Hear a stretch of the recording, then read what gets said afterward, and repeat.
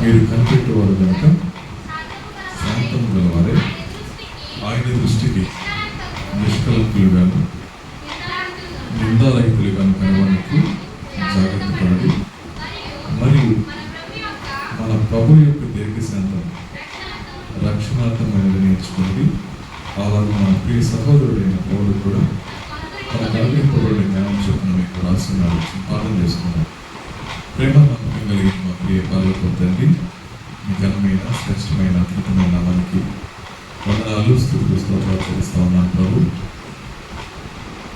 అనేక దినాల తర్వాత ఒకసారి మీ ప్రియులతో కలిసి మీ మాటలు పంచుకోవడానికి మీరు ఇచ్చిన శ్రేష్టమైన సమయం వరకు స్తోత్రం తెలుస్తూ ఉన్నాను.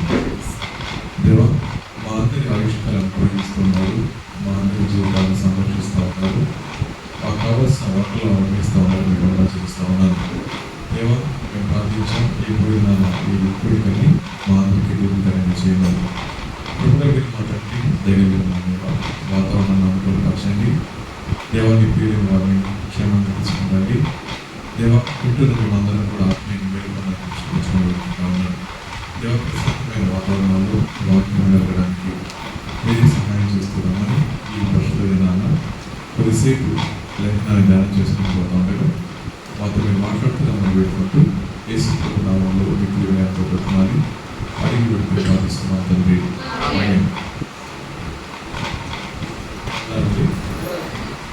క్షమించాలి, లేదండి కొంచెం చాలా లేదండి. ఇప్పుడు 5 గంటలు ప్రయాణం చేసి వచ్చాను, రాత్రికి రాలేకపోయాను, క్షమించాను.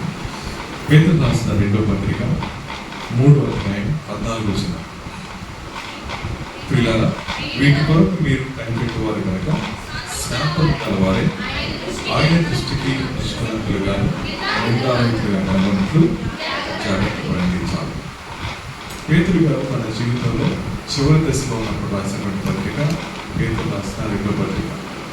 ఈ పత్రిక రాసిన తర్వాత కొన్ని కాలానికి ఆయన సిలువేసి చంపేశారు. దానికి ముందు ఆయన తన జీవితం మొత్తాన్ని సారం తీసుకుంటే ఆయన ఇచ్చిన ఎసెన్స్ 3 విషయాలు. దేవుడు మానవులమైన మన నుంచి ఆశించిన 3 విషయాలు. దేవుడు మానవులమైన మన నుంచి దేవుడు ఆశించిన 3 విషయాలు. ఈ 3 తప్ప మరేది కూడా ప్రాముఖ్యమైనది కాదు. ఈ 3 తప్ప మరేది ప్రాముఖ్యమైనది కాదు. ప్రపంచంలో చాలా మంది భక్తి చేస్తున్నప్పుడు దేవుడు ఆశపడేది తప్ప మిగతా వాటంటే మనం మంచిది చేస్తా ఉన్నాం. సరే, ఈయనేమన్నాడు? ఆయన దృష్టికి నిష్కలంకులుగాను నిందారహితులుగాను కనపడినట్లు జాగ్రత్త పడండి అన్నమాట. దీనిలో సంఘానికి చిన్న మెసేజ్ ఇస్తున్నాను, జాగ్రత్త పడండి అన్నమాట. ఏ విషయంలో అంట? 1 శాంతంగా ఉండండి, 2వది ఆయన దృష్టికి నిష్కలంకంగా ఉండండి, 3వది నిందారహితులుగా ఉండండి అన్నమాట. ఇది పేతురు గారు చెప్పిన మాట.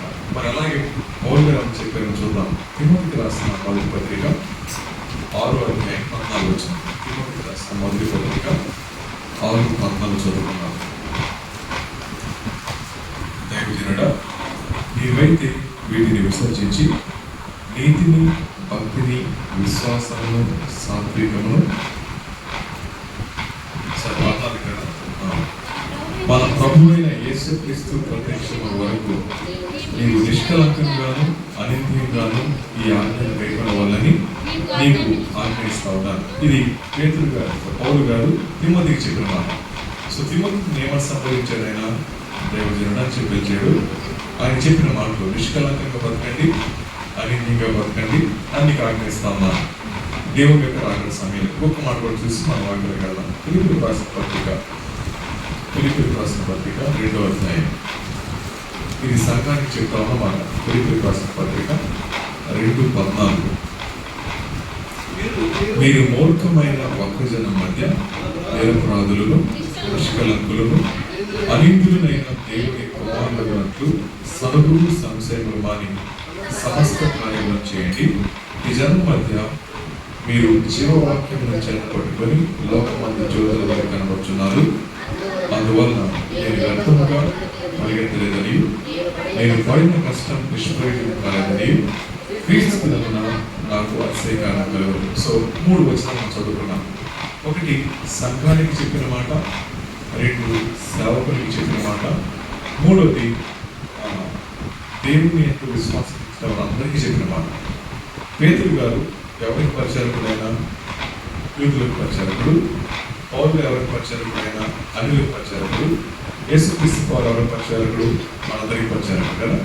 ఈ మూడు విషయాలు మనం మాట్లాడుకుంటే సంఘానికి ఒకే మాట చెప్పారు, సేవకునికి ఒకే మాట చెప్పారు, అలాగే అందరికీ కూడా ఒకే మాట చెప్పారు. ఏంటన్నమాట? నిష్కలంక జీవితం, అనింద్యమైన జీవితం, నిరపరాధ జీవితం, మూడు విషయాలు. సో బైబిల్ని కంఠోపాఠంగా మనం చదువుకోవచ్చు, కానీ దేవుడు ఆశించే ఈ మూడు విషయాలు మన జీవితంలో స్పష్టంగా లేకపోతే మనం చేసే పరిచర్య, మన విశ్వాస జీవితం ఏమాత్రం కూడా ప్రయోజనకరమైనది కాదు. సో ఈ మూడు విషయాలు మనకున్న సమయం మీద ఈ ఉదయం కదా కొన్ని విషయాలు చెప్తాను, మిగిలిన మన మాటలు చూద్దాం. మొదటి మాట చెప్తాను.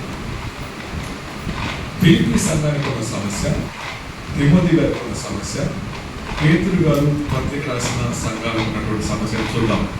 ఫిలిప్పీ సంఘానికి ఉన్న సమస్య ఏంటంటే వీళ్ళకి సణుగులు సంశయాలు ఉన్నాయి. వీళ్ళందరూ కూడా ఇచ్చే మనసు కానీ కలిసి ఉండే మనసు లేదు. దేవుడు అంటే ఇస్తారు కానీ కలిసి ఉండే మనసు లేదు. అలాంటి వారికి చెప్తున్నాడు, దేవుని మనసు మీకు అర్థమైతే, దేవుని మనసు మీకు అర్థమైతే మీ నా జీవితాలు కలిగి ఉండాల్సిన విషయాలు నిష్కలంకంగా బతకండి అని నేను బతకండి అన్నమాట. అని చెప్పి ఎవరికి బతకడాలగా మూర్ఖమైన వక్రజనం మధ్య అన్నమాట. ఈయన జనాన్ని రెండుగా విభాగించాడు. ఒకళ్ళేమో మూర్ఖమైన వక్రజనం, మనమేమంటాం దేవుని పిల్లలు. దేవుని పిల్లలమైన మనం బ్రతుకుతా ఉంది మూర్ఖమైన వక్రజనం మధ్య అన్నమాట. మూర్ఖత్వం అంటే ఏంటంటే చెప్పండి, చెప్పిన వినని వారు, విన్నా పాటించిన వారు. చెప్పిన వినని వారు, విన్నా పాటించిన వారిని మూర్ఖులే చెప్పంటాం. ఇలాంటి వారి మధ్య మరణపట్నం చెప్తున్నాడు, చెప్పిన వినని వారి మధ్య, విన్నా చేయని వారి మధ్యలో మనం జీవించాలంటే మొట్టమొదటి అంటున్నాడు, మీరు నిష్కలంకంగాను, నిరపరాధులుగాను, నిష్కలంకులుగాను, అనితులుగాను, దేవుని కుమారులు అన్నట్లు అనే మాట. సో ఎవరైతే ఈ మూడు విషయాలు చేస్తారో, ఒకటి నిష్కలంకం, అనిత్యం, నిరాయుధం, వాళ్ళు ఎవరని చెప్పంటున్నాడు, దేవుని పిల్లలు చెప్పంటున్నాడు. ఇది మొదటి మాట. సో ఫిలిప్పీ సంఘానికి చాలా మంచి సాక్ష్యం ఉంది. ఏంటా సాక్ష్యం అంటే, ఆ ఫిలిప్పీ రాసిన పత్రిక మనం మొత్తం ధ్యానం చేసుకుంటా ఉన్నప్పుడు, ఫిలిప్పీ ప్రాంతంలో పౌలు గారు పరిచయం చేసే సందర్భంలో మనందరికీ తెలుసు లూదియం అని ఆవిడ తెలుసా? లూదియం తెలుసు కదా. చదువుతాం ఒకసారి ఆ సంగతిని చూద్దాం. అపోస్తలిక గ్రంథం 16వ అధ్యాయం. అపోస్తలిక గ్రంథం 16వ అధ్యాయం.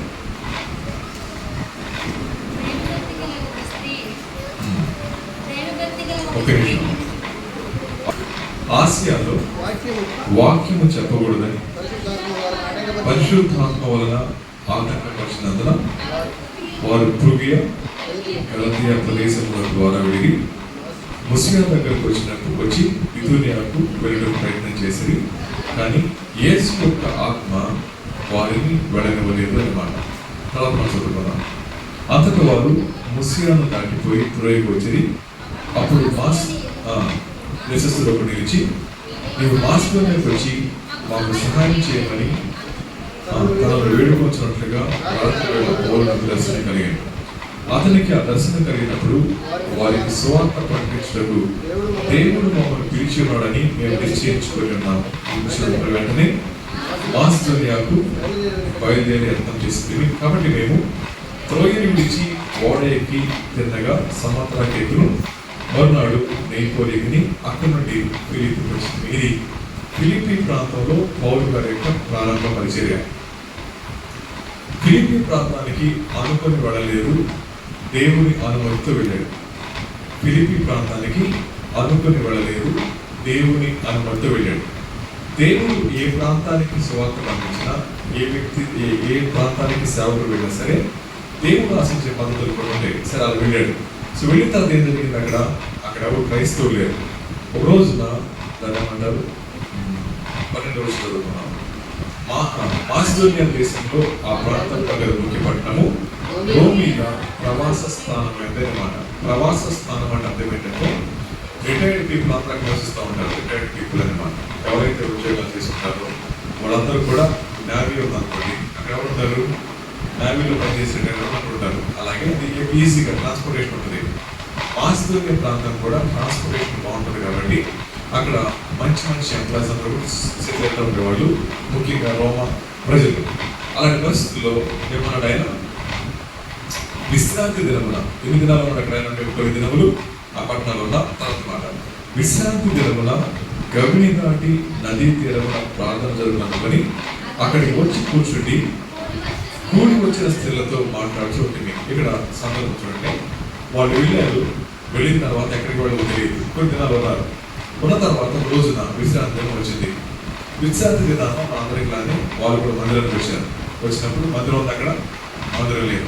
ఒక సెనగో కట్టబడాలని అంటే మినిమం 9 మంది మగాళ్ళు ఉండాలని చెప్పంటారు, అటు ఇటు ఉంటుంది లెక్క. 9 మంది పురుషులు లేకపోతే అక్కడ సెనగో కట్టడానికి వీల్లేదు. 9 మంది స్త్రీలు ఉన్న పురుషులు లేకపోతే అలా కట్టడానికి వీల్లేదు.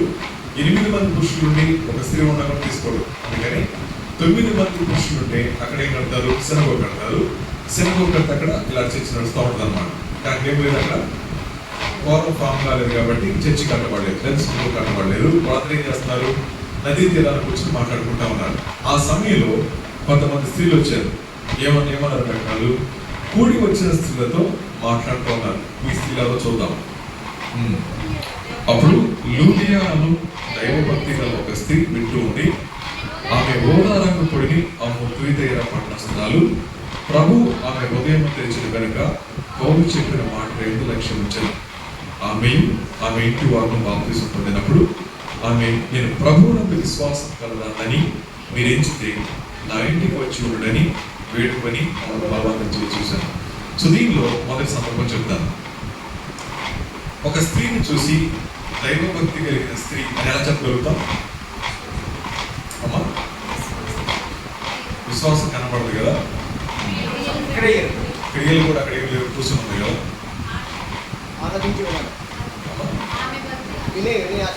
వినే ఆసక్తి బట్టి, ఓకే, వ్యాలిడ్ పాయింట్. ఇంకా ఒక పాయింట్ వ్యాలిడ్. ఇంకా ఆ ప్రాంతాన్ని కొత్త, నేను ఈ వాడలో కొత్త ఉందండి. ఎవరిని చూసి పట్టుకోవాలనుకోవాలి మీలో?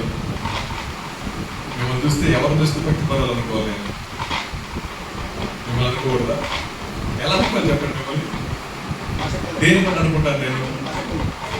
సో మీ ముఖాన్ని చూసిన తర్వాత కొన్ని విషయాలు అర్థమవుతాయి.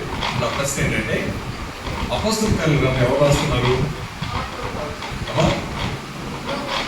వెరీ గుడ్, లోక రాస్తా ఉన్నాడు కదా. లోక ఒక అన్యుడు, మిగతా వాళ్ళందరూ యూదులు. లోక గారు మంచి రైటర్, అలాగే మంచి డాక్టర్. ఆయనకి ఫేస్ చూస్తే విషయం ఏంటో అందుకోదు. ఇప్పుడు ఇక్కడ డాక్టర్ గారు ఉన్నారు కదా, ఆవిడకి ఏం తెలుసు, మొహంలోడు కానీ ఏం తెలుసుకున్నా ఉంటారు. తర్వాత మాట లక్షణాలను బట్టి ఆ సంగతి చెప్పేస్తారు. అలాగే మనిషి యొక్క రూపాన్ని బట్టి ఒక నిర్ణయాన్ని రావాలంటే ఆ వ్యక్తి తెలిసి ఉండాలా, వ్యక్తి యొక్క సైకాలజీ తెలుసుకుంటారు. ఒక మాట. రెండో మాట, ఇక్కడ రాయబడిన చాలా మంది స్త్రీలు ఉన్నారు అక్కడ, ఒక స్త్రీ కాదు చాలా మంది ఉన్నారు కదా. చాలా మంది స్త్రీలు ఒక ఆవిడే ఎలా కనపడుతుంది అక్కడ, దైవభక్తి కలిగిన స్త్రీగా కనపడతాం. అలా చూద్దాం మనం తర్వాత మాట. ఆమె ఓదారంగు పొడిని అమ్ము తుయితైర పట్టణస్థురాలు. అడిగాడు లోక గారు, ఎవరండి ఈవిడని. ఆవిడ దగ్గర పక్కూరు తుయితైర. ఆవిడ బిజినెస్ ఏం చేస్తుంది, ఓదారంగు పొడి కొనుక్కుంటుందని చెప్పన్నారు. ఇన్ఫర్మేషన్ వచ్చిన తర్వాత ఆవిడనే చూస్తున్నాడు. చదువు ఆయన ఏమంటాడు తర్వాత, ప్రభువు ఆమె హృదయం తెలిసిన కనుక పౌలు చెప్పిన మాటలే లక్ష్యం ఉంచారు. చెప్పండి, ఆయన ఏమన్నాడు? 10 పదాలు వాడతాడు. ప్రభు ఆమె హృదయం తెలిసిన కనుక ఆయన మాట కదా. సరే, చూస్తే తెలిసింది మీకు ఆమె ఆసక్తిని బట్టి. హృదయం తెరవడం తెలిసింది, హృదయం ఎలా తెరవబడుతుంది మనకి జస్ట్ ఊహించుకోండి. ఇక్కడ రాయకుండా మాటలకు వచ్చినప్పటికీ దేవుని యొక్క మాట వింటా ఉన్నప్పుడు ఆ వ్యక్తి యొక్క అంతరంగంలో మార్పు కనబడితే అది శరీరంలో ప్రస్ఫుటంగా బయట కనబడుతుంది. సో వాక్యం పట్ల ఆసక్తి అనేది, వాక్యం పట్ల ఆకలి అనేది ఒక వ్యక్తికి తీరుతా ఉన్నప్పుడు లోపల నుంచి ఏమొస్తుంది చెప్పండి, సంతోషం వస్తుంది, అలాగే దుఃఖం కూడా వస్తూ ఉన్నది. సో దేవుని యొక్క వాక్యాన్ని ఎవరిలా తీసుకుంది, ఆశగా తీసుకుంది, ఆసక్తితో తీసుకుంది. తీసుకున్న దానికి ఏమర్థమైంది, ప్రభువు ఆమె హృదయం తెలిసిందన్నమాట. వాక్యం మాట్లాడిన తర్వాత అందరూ మార్పు పొందరు. వాక్యం వినిన తర్వాత అందరూ స్వీకరించరు, కొద్దిమంది స్వీకరిస్తూ ఉంటారు. ఆ కొద్దిమంది ఎవరైతే స్వీకరిస్తూ ఉన్నారో నిలబడిన వాళ్ళకి ఎంతో మంది తెలుస్తుంది, వీళ్ళు వింటున్నారు, వీళ్ళు వింటలేదు అన్నమాట. సో వినేవాళ్ళ మీద మనసు పెడతా విన్న వాళ్ళ గురించి పెద్ద పట్టించుకోవడం వీలేదు, ఎందుకని సమయం మనకు అర్థం చేయకూడదు కాబట్టి. సో ఇక్కడ లూది అమ్మ వింటా ఉంది. ఎవరు మాట్లాడుతున్నారు అక్కడ? పౌలు గారు మాట్లాడుతూ ఉన్నాడు. ఏం మాట్లాడుతుంటాడు ఆయన మనకు తెలియదు, తర్వాత వచ్చి చూద్దాం. తర్వాత ఏమంటాడు? బాప్తిస్మం పొందిన ప్రభు ఆమె హృదయం తెరిచిన కనుక ఆమె పౌలు మాట లక్ష్యం ఉంచదు. అంత సెంటెన్స్ అయిపోయింది. సెంటెన్స్ అయిపోయిన తర్వాత కొత్త సెంటెన్స్ స్టార్ట్ అవుతుంది. ఆమె ఇంటి వారు బాప్తిస్మం పొందినప్పుడు చాలు. వాక్యం ఎవరు? బ్యాప్టిజం తీసుకున్నవారు వాళ్ళకి వాళ్ళు చెప్పారు స్వార్థ.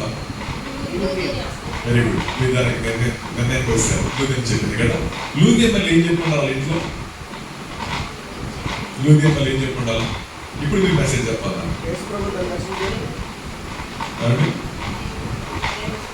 యేసు ప్రభువును రక్షించారు. Very good. సరే, నువ్వు వెళ్ళిపోతున్నారు. వాళ్ళు ఎందుకు వస్తారు మార్పు? అంటే పౌలు గారి యొక్క ప్రసంగం ఎంత ఇంపాక్ట్ చూపించిందని అంటే, ఈయన చెప్తే ఆవిడ మారుమనసు పొందింది, ఆవిడ చెప్తే కుటుంబం మారుమనసు పొందింది.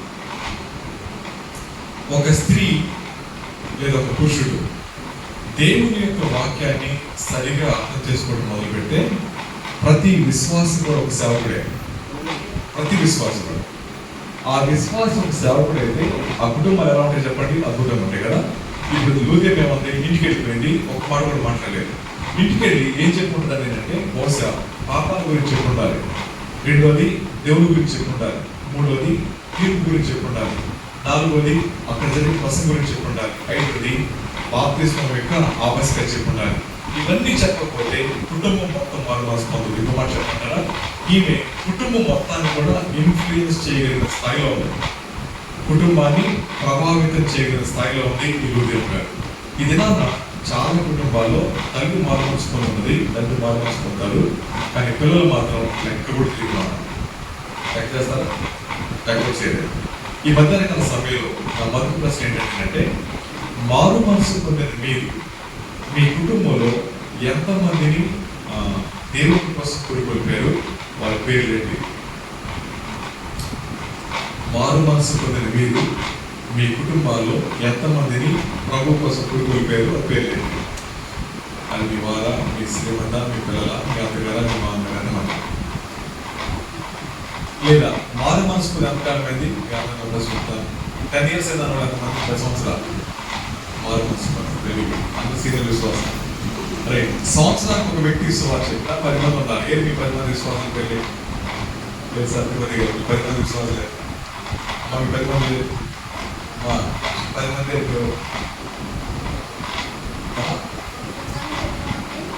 మంది 10 మంది సంవత్సరానికి ఒకటి. సరే, ఇంకొక చిన్న ప్రశ్న అడుగుతాను, చిన్నది నవ్వు వచ్చే ప్రశ్న అడుగుతాంటే, బైబిల్ మొత్తం చదివిన మనం ఒకసారి పాస్టర్ గారు బైబిల్ మొత్తం చదివినాడు. 1, 2, 3 సరే, కొత్త నిబంధన మాత్రం చదివిన ఎంతమంది? ఒకసారి కొత్త నిబంధన మొత్తం, న్యూ టెస్ట్మెంట్ అది కూడా. సరే, పాత నిబంధన మాత్రం చదివిన ఎంతమంది? పాత నిబంధన మాత్రం చదివినాడు ఒకసారి. నాన్నగారు సంగతి చూడండి. సో ఇప్పుడు మాత్రం క్రైస్తవం అంటే నేను నమ్మాలా, మీరు కూడా నమ్ముకోవాలంటే అంతేనా? ఒక్కసారి కూడా బైబిల్ చదవకపోతే క్రైస్తవులు ఎలాగైతే అర్థమవుతామా? కంటక వాక్యాలు వచ్చి లేకపోతే క్విజ్లో పాల్గొని పాటలు పాడి అట్లా వాక్యం చెప్తున్న మాత్రాన క్రైస్తవులు కాలేదు కదా. బైబిల్ మీ చేతిలో ఉంది, నా చేతిలో ఉంది. వాక్యం పట్ల మనకి సరైన ప్రేమ లేకపోతే మనం దేవుడిని ప్రేమించేవాడు కాదు. వాక్యాన్ని ప్రేమించేవాడు దేవుడిని ప్రేమిస్తాడు, దేవుడిని ప్రేమించేవాడు తోటి వ్యక్తులను ప్రేమిస్తాడు. లూది అమ్మ దేవుడిని ప్రేమించింది, వాక్యాన్ని ప్రేమించింది, కుటుంబాన్ని కూడా ప్రేమించింది. దేవుడిని ప్రేమిస్తానికి మొట్టమొదటి తెలుసా అండి? నేను నా కుటుంబానికి దేవుని ప్రేమను పరిచయం చేస్తాను అన్నమాట. సో లూది ఏమని స్టేట్మెంట్ ఇస్తాడు ఏంటంటే, చదువు ఒకసారి ఏమంటారు? 12వ వచనం 15వ వచనం. ఆమెయు ఆమె ఇంటి వారు బాప్తిస్మం పొందినప్పుడు ఆమె మొట్టమొదటి పాడుతుంది, నేను ప్రభువునందు విశ్వాసం కలదానని మీరు ఎంచితే మా ఇంటికి వచ్చి లేకపోతే రావద్దు. ఇప్పుడు స్టేట్మెంట్ చెప్పండి. నేను విశ్వాసం కలదానని మీరు నమ్మితే, నాకు నమ్మకం లేకపోతే నాకు ఉంది, మీరు నమ్మితే మా ఇంటికి రండి. సో ఇంటికి రమ్మన్నప్పుడు ఆమె ధర్మం చెప్పండి, నా కుటుంబంలో అవిశ్వాసం లేదు సాక్ష్యం అన్నమాట. ఒక విశ్వాసి తన జీవితంలో ఎవరైతే మొట్టమొదటి సాక్ష్యం తెలుసా అండి, నా కుటుంబంలో అవిశ్వాసం లేదు, వాడు విశ్వాసం. కష్టమైన మాట ఏమంటున్నామా, నేను విశ్వాసం కలదాన్ని మీరు నమ్మితే ఎలా నమ్ముతా మన విశ్వాసం కలదని? ముసిగేస్తే కాదు, నాకు వాక్యం చెప్తే కాదు, మీకు నాకు పెట్టి పట్టుకుంటే కాదు, నా ఉన్నటువంటి ఆ మాట మీకు అంటాను. చిన్న ఎగ్జాంపుల్ చెప్తాను, అది ఫిలిప్పీ 10లో మాట్లాడిన చూడండి, అర్థమవుతుంది. అట్టి జనం మధ్య మీరు జీవవాక్యం చేత పట్టుకొని, ఫిలిప్పీ పత్రిక 2:14 చేత పట్టుకొని లోకమందు జ్యోతుల వలె కనబడుతున్నారు అన్నమాట. జ్యోతుల వలె కనబడుతున్నారు. మనకి లైట్ హౌస్ ఉంటుంది పక్కన. లైట్ హౌస్ లో లైట్ లేకపోతే ఉపయోగం ఏంటండి? లైట్ హౌస్ తిరుగుతుంది, గరిగా తిరుగుతుంది, ఇంకా లైట్ లేదు, ఉపయోగపడుతుందా? స్తంభం ఉంది, ఇక్కడ మిషన్ ఉంది, ఇంకా లైట్ లేదు. అలాగే బైబిల్ అంటుంది క్రైస్తవుడు లైట్ హౌస్ లాగాడు. లైట్ హౌస్ తిరుగుతూ ఉన్నప్పుడు దారి తెలియని నావలు ఒడ్డుకు వస్తాయి, విలువైన నావలు దరిజారుతాయి, తప్పిపోయిన నావలు కూడా దగ్గరికి వస్తాయి. ఆ లైట్ హౌస్ లైట్ లేకపోతే వెళ్ళిపోతే తెలియదు. మీరు లైట్ హౌస్ అయితే మీ ఇంటికి, మీ కుటుంబాల్లో జారిపోయిన వాడి ఇంటికి రావాల్సిందే, దేవుడి దగ్గరికి రావాల్సిందే. అలా రావట్లేదంటే ఏంటంటే మీరు ఫిలమెంట్ లేని బల్బులు అంటారు. ఫిలమెంట్ లేని బల్బులు అంటారు. ఫిలమెంట్ లేని బల్బ్ ఎవరికి ఉపయోగపడదు, దానికి ఉపయోగపడదు. లూథియం అంటుంది నేను ఫిలమెంట్ బల్బు కాదు, నాది 250 వాట్ బల్బు అంటున్నాడు. మా ఇంటికి రండి, నేను విశ్వాసంగా తెలుస్తుంది అనమాట. ఆ స్టేట్మెంట్ అదేమో తెలుసండి, దేవుడు నా హృదయంలో చేసిన కార్యాన్ని నేను దాచుకోలేదు, నా కార్యాన్ని నా కుటుంబాన్ని పంచాను. మనసు మాత్రం కాదు, సిద్ధపడాలి వాళ్ళు బాప్తిస్మానికి సిద్ధపడారనమాట. సో బాప్తిస్మానికి అర్థమే చెప్పండి అమ్మా, అంతరంగంలో జరిగిన కార్యాన్ని బహిరంగంగా ఒప్పుకోవడం కదా. ఇప్పుడు కుటుంబానికి ఏం జరిగిందని చెప్తున్నావిడ, అంతరంగంలో నమ్ముకున్నారు. ఇప్పుడు ఏమంటారు, బహిరంగ సాక్ష్యం ఇచ్చారన్నమాట. ఈ మాటని సరదాగా రాలేదు, ఇది పరిశుద్ధాత్మ దేవుడు రాయించి పెట్టారు. పరిశుద్ధాత్మ దేవుడు రాయించి పెట్టారని వాస్తవమే కదా. ఇప్పుడు నా ప్రశ్న ఏంటంటే, ఫిలిప్పీ సంఘానికి కూడా ఒక గొప్ప లక్ష్యం ఏంటో తెలుసా? వాళ్ళ జీవితాల్లో మొట్టమొదటి సువార్తలో ప్రతి వాడు కూడా ఇతరులకు సువార్త అందించాడు. దాని భాగంగా కుటుంబాలు రక్షించబడ్డాయి. కుటుంబాలు ఎక్కువగా సంఘంలో చేర్చబడింది ఈ ఫిలిప్పీ సంఘంలోనే. ఒకటి జేరబ్ గారి కుటుంబం కానీ, లూథియం గారి కుటుంబం కానీ, తర్వాత కొంతమంది కుటుంబాలు కానీ. ఇప్పుడు నా ప్రశ్న ఏంటో తెలుసా అండి, జీవము గల దేవుని ప్రార్థన మందిరంలో మనం అందరం చాలా సంవత్సరాలుగా విశ్వాసం కొనసాగుతూ ఉన్నాం. కానీ ఇప్పటికి కూడా మన కుటుంబాలు దేవుని మందిరానికి రావట్లేదు. కారణం ఏంటో తెలుసా అండి, దేవుడు ఆశించిన విధంగా మనం జీవించకపోవడమే. ఎలా ఆశించాలని చెప్పండి, ఒకటి నిరపరాధిగా జీవించాలి, రెండోది నిర్దోషిగా జీవించాలి, మూడోది నిష్కలంకంగా జీవించాలి. ఈ ఉదయకాల సమయంలో నేను నిరపరాధి అనే మాట గురించి చెప్తాను, లేదా అనింద్యుడు లేదా నింద్యుడిని బతకాలన్నమాట. అనింద్యుడు అనే మాట కదా, దాని గురించి ఉదయం చెప్తాను, మిగిలిన మనం సాయంత్రం చూద్దాం. దేవుడు మన నుంచి ఆశిస్తా ఉంది అనింద్యమైన జీవితం, అంటే బ్లేమ్లెస్ లైఫ్, అనింద్యమైన జీవితం. ఒకసారి చదువుకున్నాం, సమూయేలు 2వ గ్రంథం 8వ అధ్యాయం. సమూయేలు 2వ గ్రంథం 8వ అధ్యాయం మొదటి నుంచి చదువుకున్నాం.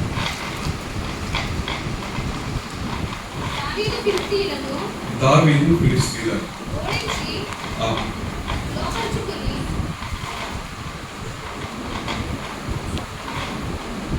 2 సమూయేలు 8వ అధ్యాయం. మొదటి సమూయేలు క్షమించండి, మొదలైనప్పుడు బుద్ధుడైనప్పుడు తన కుమారులను ఇశ్రాయేలీయుల మీద న్యాయాధిపతులుగా నియమించను. అతని జ్యేష్ఠ కుమారుని పేరు యోవేలు, రెండవ వాని పేరు అబియా. వీరు బెయేర్షెబాలో న్యాయాధిపతులుగా ఉన్నది.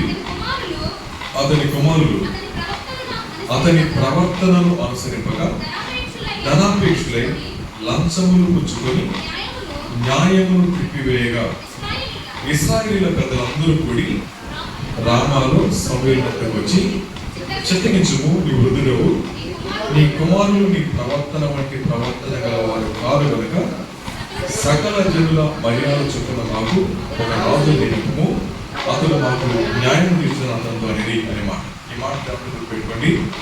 మీలాంటి గారు మీ పిల్లలు అని ఎవరు చెప్తున్నారు? సమాజం చెప్తున్నారు. ఎవరు చెప్తున్నారు? శామ్యూల్ చెప్తా ఉన్నారు. శామ్యూల్ గారు ఎవరు చెప్పండి? న్యాయాధిపతి. న్యాయాధిపతి పిల్లలకి న్యాయం లేదు. న్యాయాధిపతి పిల్లలకి న్యాయం లేదు. క్రైస్తవులమైన మా పిల్లలకి క్రీస్తు లేకపోతే కదా. ఇప్పుడు ఎవరు నిందిస్తున్నారు సమూయేలు గారిని? ఎక్కడ ఆయన పరిపాలిస్తా ఉన్నాడో ఆ ప్రజలు చెప్తున్నారు, మీ పిల్లలు మాకొద్దు, మాకు రాజు కావాలి అన్నమాట. న్యాయాధిపతిగా ఆయన మంచిగా పరిపాలించాడు, దేవుని కోసం మంచిగా కట్టబడ్డాడు, చిన్నప్పటి సన్నిధిలో పెరిగాడు, కానీ తన ప్రభావం ఆయనతో చూపించలేకపోయాడు. ప్రియమైన సహోదరి సహోదరులారా, దేవుడు మనతో మాట్లాడుతూ ఉన్నాయి, ఎంతకాలం బతికేమైనది కాదు, ఎలా బతికేమైనది కాదు, ఎంతమందికి నీ ప్రభావం అంటింది అనేది ప్రభుడిగే. అనిత్యమైన జీవితం అంటే అదేమంటే తెలుసా అండి? నన్ను బట్టి నా కుటుంబాన్ని కానీ, నా కుటుంబాన్ని బట్టి నన్ను కానీ వేలు పెట్టి చూపించకూడదు, వేలు పెట్టి చూపించకూడదు. సో శామ్యూల్ నిలబడ్డాడు, వృద్ధుడైపోయాడు. వృద్ధుడైపోయిన సమూయేలు గారి గురించి అంటారు, నీ పిల్లలు ఇలాంటి కాదు. ఎలా ఉంది చెప్పండి తండ్రికి? సో రెండో మాట, సమూయేలు గారికి భార్య పేరు లేదు, అక్కడ ఎక్కడ లేదు, బయలుదేరలేదు మాకు తెలియదు, లేదు కాబట్టి మనం మాట్లాడుకోవడం అనవసరం. ఐదు మాట చెప్తాను. ఆమె ప్రభావం లేదు కాబట్టి ఆమె పేరుతో ప్రస్తావించలేదు. ఈయన న్యాయపతికి బిజీగా ఉన్నాడు, యాజకుడికి బిజీగా ఉన్నాడు, కానీ కుటుంబాన్ని పట్టించుకోవాల్సిన భార్య లెక్కలేకుండా ఉందని మాకు తెలియదు. ఇలాంటి పరిస్థితుల్లో దేవుడు అంటూ ఉన్నాడు, న్యాయాధిపతి యొక్క ప్రభావం లేని జీవితం ఒక సమాజానికి దుష్టరాలు ఇచ్చింది. ఒక సమాజం దుష్టరాలు ఇచ్చింది. ఎవరైనా సౌలు దేవుడితో ఏర్పరచబడిన వాడే కోరిక చూడాలి. కానీ ఎలా పరిపాలించాడు? ఆయన ఒక నియంత్రణగా పరిపాలించాడు. ఎంత నష్టం గురించి తెలుసు. అలాగే ఎక్కడ నా మట్టుకు నేను భక్తి చేసుకుంటా ఉంటానో, నా మట్టుకు నేను నిలబడుకుంటానో, నేను చేసే భక్తి నా పిల్లల్లో కనపడకపోతే నేను సమాజానికి ఇచ్చేది ఈ విషయాన్ని, అంత మాత్రమే కాదు, నేను రేపు వెళ్ళి దేవుని యొక్క గాయాలు మాత్రమే. ఈ మధ్యకాల సమయంలో మీ అందరూ ప్రశ్న అడుగుతారు. ఆ ప్రశ్న సమాధానం చెప్పండి. మీ పిల్లలు మీకు మంచోడా? మీ అంత మంచోడా? మీకంత మంచోడా? 3 ప్రశ్నలు సమాధానం చెప్పాలి. ఇట్లాగే మంచోడా? మీ అంత మంచోడా? మీకంటే మంచోడా? మీరే చెప్పాలి, మంచి సాక్షి చెప్పాలి. మీరే చెప్పండి. ఏమని చెప్తారు? చెప్పండి. తిరుమతి గారు చెప్పండి. ఏం చెప్పాలి అర్థం కాదు. సపోజ్ డైల్ వాళ్ళు అంటారు కదా, మీకంటే మంచోడు. వెరీ గుడ్, చాలా మంచోళ్ళు అంటారు. మీకు చాలా మంచోడు. సరే, ఇంకా మిగిలిన వాళ్ళమా? మీకు చెప్పాలి. చెప్తాను. పిల్లలమ్మా మీకంటే మంచోళ్ళ? సరే, మీ భర్తలు మీకంటే మంచోళ్ళ? మీ భార్యలు మీకంటే మంచోళ్ళ? ఇద్దరు మంచోళ్ళేనా? సరే, ఇప్పుడు ఆ ప్రశ్న, సమాజం చెడిపోయింది, రోజులు బాగాలేదు, పిల్లలు పాడైపోతున్నారు, ఇట్లా మాటలు విన్నారా? విన్నారు, చెప్తారు కూడా. అయితే సమాజం ఎప్పుడు పాడైపోయి ఉంది, కొత్తగా ఏం పాడైపోలేదు. లక్ష్యమే పాడైపోవడం కదా. బాగు చేయాల్సిన ఎవరు? యేసుక్రీస్తు ప్రభువు అన్నారు, చేపలు పట్టే వల్ల లోకానికి ఉప్పు అన్నారు కదా. ఉప్పు అన్నారు. ఎందుకన్నారు ఉప్పు అని? ఉప్పు కలిసిపోతే ఇప్పుడు సాంబార్లు వేసుకోవచ్చు, ఆనపకాయ కొట్టు అరచి పడేసే దగ్గర. వాళ్ళకి తెలిసిన అర్థం ఏంటంటే చేపలు పడతారు, పాడవడానికి ప్రయాణం, అంతవరకు తెలుసాలి. అలాగే సమాజం పాడైపోయినట్లే కారణం సమాజం గురించి తప్పు కాదు, సమాజంలో నువ్వు చెడిపోయావు కాబట్టి. మనం పాడైపోయాం కాబట్టి వాళ్ళు పాడైపోయి తిరుగుతూ ఉన్నారు, అంతేగాని వాళ్ళు పాడైపోయిన మనం గురించాల్సిన పని లేదు. ఒక క్రైస్తవుడు క్రీస్తుల బతకగలిగితే లూదియమ్మ క్రీస్తు కలిగి ఉంది కాబట్టి కుటుంబించబడింది. కుటుంబానికి సువార్త కోరికని చెప్పాల, అదొక మాట. అలాగే మనం విన్న సువార్త మన జీవితాల్లో పనిచేస్తే మన జీవితాలు నిస్సారంగా ఉండవు, సమాజం కూడా నిస్సారంగా ఉండదు. అందుకని సమస్య కుటుంబాల్లో లేదు, ఎవరు సువార్త విన్నారో వాళ్ళు ఉంది, ఎవరు సువార్త విన్నారో వాళ్ళు ఉంది కదా. సో అనిత్యమైన జీవితం ఏంటంటే మీరు సత్యంలో కూడా మీరు వేలు చూపించి ఇచ్చి ఇలా కూడా కాకుంటేనా ఇలాంటి కూతురు నాకు ఉంటేనా, ఇలాంటి భార్య నాకు ఉంటేనా అలా అనకూడదు. అలా అనకుండా ఉంటే మీ కుటుంబంలో ఉండాలి అని చెప్పనాలి. అలాంటి సాక్ష్యం మనకి లేకపోతే మనది అనిత్యమైన జీవితం కాదు. కాబట్టి దీని దగ్గర మనం గుర్తుపెట్టుకోవాల్సింది, భార్యాభర్తగా మీ సంబంధాలు, తల్లిదండ్రులుగా మీ పిల్లలతో ఉన్న సంబంధాలు, తోబుట్టువులుగా మీ కుటుంబాలతో సంబంధాలు, ఇన్ని సంబంధాన్ని కోఆర్డినేట్ చేసుకుంటే వెళ్ళకపోతే వాళ్ళు ఎవరో ఒకరు వెళ్ళి చూపిస్తూ ఉంటారు, కసిని చూపిస్తూ ఉంటారు. అవునా? పెద్ద కూతురు ప్రార్థన చేస్తామా, నోరు అందులో ఉంటుంది అమ్మాయికి అంటారు. సో ఇప్పుడు భక్తులు పెట్టాడంటే కనీసం ఇప్పుడు యథార్థంగా జీవించలేడు అంటారు. ఎందుకంటే చెప్పండి, మనం చేసే భక్తి యథార్థమైంది కాకపోతే వీళ్ళు అలా చూపిస్తారు. అమ్మాయి అలా చూపిస్తారని అంటే అవమానం మనకు కాదు, మన కోసం ప్రాణం పెట్టిన ప్రభువుకి. ఆ భారం మనకు తెలియకపోతే వేలు పెట్టి చూపించే విధంగానే బతుకుతాం, కానీ దేవుని మీద వేలు పెట్టే విధంగా చూపించలేకపోతా ఉన్నాం. వీళ్ళ వల్ల శాంతి బాగా ఆలోచించే ఎలా ఉంటుందో, ఏ కంపంలో పెరిగాడు ఆయన, శాంతి ఎలా పెరిగాడు, పాలు విడవు కానీ తీసుకొచ్చి ఎక్కడ పెట్టిందమ్మా పెట్టింది కదా. శాంతి గారి ఎక్కువ ప్రభావం అవుతుంది, తల్లి ప్రభావం ఉంటుంది కదా. ఒక పిల్లలు తప్పు చేసిన ఆ పాపం లేదా ఆ శాపం మొట్టమొదటి తల్లి నుంచి వస్తుంది. 90% 1% తల్లి నుంచి వస్తుంది.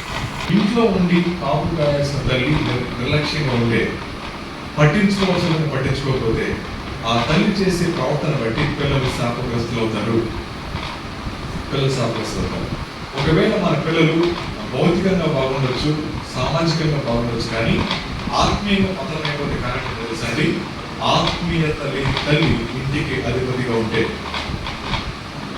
వాస్తవానికి తండ్రి ఉండాలి, అది మన సాధన చెప్తారు. అలాగే కానీ మా మాట్లాడుకుంటుంది, అన్న విశ్వాసి, అన్న ప్రార్థన పదాలు, అన్న భారం కలిగిన అడిమంటే వచ్చి బాబా ఒక పెట్టినవ్వండి, వాడు ఏం చేస్తారు, నీకోసం పెంచుతానని చెప్పండి అయిన తర్వాత తీర్మానం చేసుకుంది. తీర్మానం ప్రకారమే తన భర్త చర్చికి వెళ్దాం అన్నాడు. ఏమన్నాడు? రాను నువ్వు అంది. ఎందుకని వెళ్ళమంది? నాకు చిన్న అసైన్మెంట్ ఉంది, చూసుకుని నేను వస్తాను బాగుంది.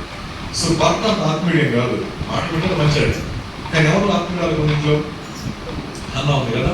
అన్న చేసే ప్రార్థన అద్భుతం ఉంటుందో మీకు ఒకసారి చూపిస్తాను, తెలిసిందే. ఒకసారి చూద్దాం, ఆమె వాడిన పదాలు చూద్దాం. 2వ అధ్యాయం, సమూయేలు 2వ అధ్యాయం. ఆమె మాట్లాడిన మాట చూడండి. ఒక దైవభక్తి కలిగిన స్త్రీ ఎలా ఉందో చూస్తున్నాం. సాయంత్రం మనం 2 కలిపి చూస్తాం. దైవభక్తి కలిగిన స్త్రీ మరియు హన్న విజ్ఞాపన చేసేలాగా కొనసాగింది. నా హృదయము యెహోవా యందు సంతోషిస్తా ఉంది, యెహోవా యందు నాకు మహాబలము కలిగెను, నీ వలన రక్షణను బట్టి సంతోషిస్తా ఉన్నాను, నా విరోధుల మీద నేను అతిశయపడతా ఉన్నాను. యెహోవా వంటి పరిశుద్ధ దేవుడు ఒక్కడు లేడు. మొట్టమొదటి మాట ఆవిడ వాడింది నా పిల్లల్ని కాదు, ఏమని చెప్పండి, యెహోవా వంటి పరిశుద్ధ దేవుడు ఒక్కడు లేడు. అంటే ఆమె దేన్ని మనసు పెట్టింది? ఆవిడ హోలీనెస్. ఒక సహోదరి, ఒక స్త్రీ తన కుటుంబానికి మంచి నిర్వాహకురాలు ఉండాలని అంటే ఆవిడ కాన్సన్ట్రేట్ చేయాల్సింది ఏంటి అప్పుడు? పరిశుద్ధత అన్నమాట. దేనిలో పరిశుద్ధత? ఆలోచనలో పరిశుద్ధత, మాటల్లో పరిశుద్ధత, సంబంధాల్లో పరిశుద్ధత అన్నమాట. ఎక్కడ పరిశుద్ధత లేకపోయినా ఆ కుటుంబం ఉప్పొంగిపోతుంది. తర్వాత మాట ఏమన్నా ఆవిడ, నీవు తప్ప మరి ఏ దేవుడు లేడు, మన దేవుని వంటి ఆశ్చర్యం ఏది లేదు, యెహోవా అనంత జ్ఞాని దేవుడు, ఆయనే క్రియలను పరీక్షించేవాడు. అలా చేసుకోండి, క్రియలను పరీక్షించేవాడు. ఇక అంత గర్వంగా మాట్లాడకండి, గర్వపు మాటలు మీ రాజకండి. ప్రఖ్యాతి నొందిన వెనుకాండ్రు ఓడిపోదురు, తొట్టిలు వారు బలం ధరించుకోదురు అనే మాట. సో దీనిలో ఏమైనా వార్నింగ్ ఇస్తున్నారుగా, అంత గర్వం ఉండబాకండి. దేవుడు గర్వాన్ని చేస్తే చూపిస్తాడనమాట. ఒక స్త్రీ తన కుటుంబాన్ని మంచిగా పట్టించుకోవడం ఉండకూడదు అని చెప్పండి. ఒకటి అపరిశుద్ధత ఉండకూడదు, రెండోది గర్వం ఉండకూడదు. అన్న ఎలా పెరిగింది? పరిశుద్ధంగా జీవించింది, రెండోది గర్వం లేకుండా జీవించింది. సుగుడు మాటలకు వచ్చిన ఏమంటారు, వారు తృప్తిగా భుజించిన వారు అన్నము కావాలని కూలిపోదురు, ఆకలి పోయిన వారు ఆకలి తిందురు, గొట్రాలు 7 పిల్లలను కలను, అనేకమైన పిల్లలను పెరిగినది కృషించిపోవుననే మాట. సో దీనిలో మనం చూస్తే ఈవిడ ఎవరైతే ముందు ఈవిడ మాట చెప్పాడు, ఎవరు గొడ్రాలు, పిల్లలు లేరు. కానీ మాట చెప్పండి, గొడ్రాలు పిల్లలు అనే మాట చూసినప్పటికీ ఆమె దేవుని యందు అచంచలమైన విశ్వాసం కలిగింది. ఒకటి, పరిశుద్ధంగా జీవించింది. సో 2, గర్భలేదిగా ఉంది. 3వది, దేవుని యందు అచంచలమైన విశ్వాసం ఉంది. మామూలు కాదు. ఆమెకి పిల్లలు కలగలేదు, కొట్టాలి. కానీ ఏమంటారు చెప్పండి, 7 పిల్లలు కంటారు. తర్వాత అంటే ఏమంటారు, జనులను ఆయన సజీవులుగాను మృతులుగాను చేయవాడు యెహోవా. ఎక్కడ చేస్తున్నావిడ, మన దేవుడు సర్వశక్తిమంతుడు అని చెప్పి అంటారు ఆవిడ. జనులను సజీవులుగా చేసేవాడు ఆయన, మృతులుగా చేసేవాడు ఆయన. తర్వాత మాట, పాతాళమునకు పంపుచు అందులో రప్పించుచున్నవాడు ఆయనే. యెహోవా దారిద్ర్యమును ఐశ్వర్యమును కలుగు చేయవాడు, కృంగ చేయవాడు, లేవనెత్తవాడు ఆయనే అనే మాట. చెప్పండి, దారిద్ర్యమును ఐశ్వర్యం కదా. ఒక స్త్రీ మనసు కనుక ధనం మీద పడితే దేవుడిని వెంబడించలేదు. ఒక స్త్రీ కనుక ధనం కోసమే దేవుడిని వెంబడిస్తామంటే ఆమె ఎంత కొనసాగలేదు. అన్నాడు హన్నా గారు అన్నాడు, ఈ దేవుడు ఏం చేస్తారంట, ఐశ్వర్యాన్ని పేదరికాన్ని ఆయన ఇచ్చేవాడు అనమాట. రైట్. నేను ఒక ఊళ్ళో డబ్బులు దొరికింది, 2 కోట్ల దొరికింది. ఒక ఆయన ఇంట్లో మాస్టర్ ఇంట్లో నరసాపురం 2 కోట్ల చదువు. ఆ ఇంట్లో పాప ఉంది. ఆ అమ్మాయి గొప్పగా ఉండదు. ఆమె సరదాగా 50 లక్షలు కార్లు వేసుకున్నాను. సరదాగా తన పెళ్లికి 2 కార్లు ఉంది విత్ క్యాష్. ఒకటి 40 లక్షలు, ఒకటి 50 లక్షలు. ఏం చేద్దాం మీకు తెలియదు. ఎందుకు ఈ మాట చెప్పానంటే, ఆయన ప్రార్థన సెక్రటరీ, ప్రేయర్ సెక్రటరీ. ఆ భాష గారు ఒక గ్రూప్కి వచ్చిన సరే 2-3 సంఘాలు కాబట్టి వాళ్ళ అమ్మాయి ఏం కాస్త తెలియదు. తెలిసిన చెప్పకపోసాను అర్థవుతుంది. ఆ అమ్మాయి రిసెప్షన్కి 20 లక్షలు ఖర్చు పెట్టాడు. 20 లక్షలు రిసెప్షన్. ఆ అమ్మాయి ఖర్చు పెట్టుకుంది. మన చర్చి గురించి అంత బాగుంటుంది. అంత కాదు, రోల్స్ వాయిస్ కాదు తెచ్చుకున్నాడు. రోల్స్ వాయిస్ కాదు, రిసెప్షన్కి ఎవరైనా చాలా మంది పెద్ద పెద్ద సేవకులు వచ్చారు. కానీ సేవకులు ఇక్కడ ఫోన్ చేస్తున్నారు, సినిమాలు డ్యాన్స్ చేస్తున్నారు. అమ్మాయి కాదు, అది ఆ జీవితం. అదవుతుంది. ప్రపంచానికి ఎవరు పరిచయం చేస్తున్నారు? ఒక పాజిటివ్ అనమాట, ఒక పాజిటివ్ అనమాట. ఎవరు అవమానం వస్తుంది? ఆ బ్యానర్ తీస్తే పోదాం. ఆ బ్యానర్ తీసేస్తే ఎవరు పాలన, జాతర పాలన, మరొకటి అయిపోయేది. కానీ ఎవరంటారు వాళ్ళు? టోటల్ కమ్యూనిటీ మాట్లాడుతున్నారు. గుర్తుపెట్టుకోండి, దేవుడు ఐశ్వర్యం ఇవ్వగలడు, ఐశ్వర్యం తీసుకురాగలడు. ఒక రోజే 2 కోట్ల దొరికినాయి. ఏ ఆస్తులు తెలియదు, చాలా ఆస్తులు ఉన్నవాడికి. అయితే ప్రశ్న, ఒక రోజు ఎన్ని ఖర్చు పడ్డారు? ఒక రోజులో 0. వాటికి లెక్కలు చూపించకపోతే ఏ రూపాయి కూడా అలాంటి పరిస్థితుల్లో ఎంతవరకు ఖర్చు పెట్టింది, ఎంతవరకు సంపాదించుకుంది, ఎంతవరకు వచ్చిన పేరు మొత్తం విని అంతతో పాటుగా దేవుడు నాకు అవమానం వచ్చింది. అటువంటి మాట అన్నా గారు ఏమన్నారు? దేవుడు ఐశ్వర్యం ఇస్తాడు, దారిద్ర్యముడికి వెళ్ళాడు. దేవుడు ఏం చేయగలవు మనకు అర్థమైతే దేవుడి మీద అన్నిటి కోసం ఆనుకుంటాం.